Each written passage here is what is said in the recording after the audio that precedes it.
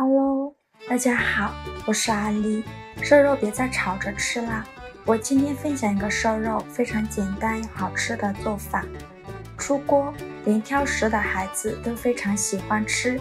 今天花了20块钱买了1斤半里脊肉，现在这边的瘦肉卖15块1斤，比去年便宜了一半。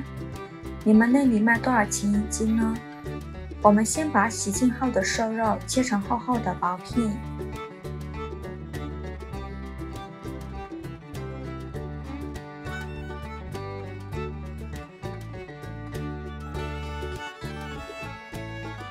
切好后再改刀切成长条，然后给它切成小方块。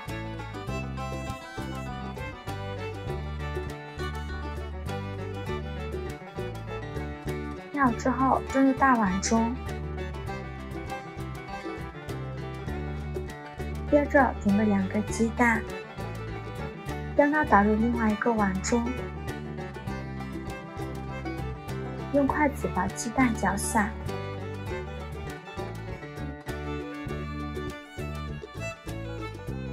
搅散后再把鸡蛋液淋在瘦肉上。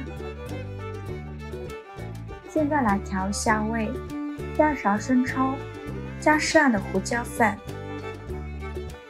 用手抓拌均匀。拌匀后腌制10分钟。现在我们来调一个糖醋汁，碗中放入5勺番茄酱，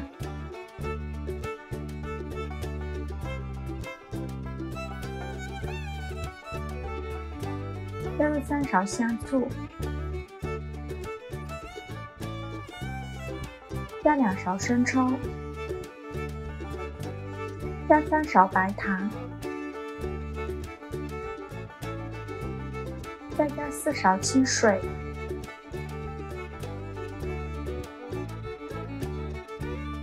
用勺子给它充分搅拌均匀。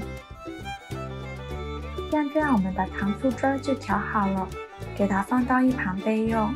这会儿我们的瘦肉也腌得差不多了，往里边加入1大勺玉米淀粉，用筷子搅拌均匀，让每一块瘦肉都能裹上一层淀粉。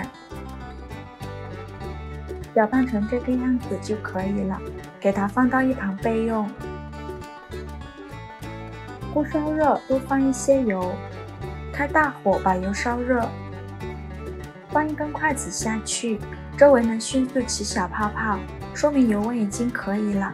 然后把瘦肉一块一块的放入锅中，开小火慢炸，炸至定型，给它翻一下面。炸的过程中要不停的翻面，防止炸糊了。炸至金黄，像这样子就可以出锅啦。用6勺给它控油捞出，全程大概需要炸5分钟左右。把它装入盘中备用。锅底留少许油，油热后放入刚调好的酱汁，开大火翻炒，用铲子翻炒均匀。翻炒到糖醋汁变粘稠，像这样子就可以。接着再把炸好的瘦肉倒入锅中，用铲子快速翻炒均匀，让每一块瘦肉都能裹上一层糖醋汁。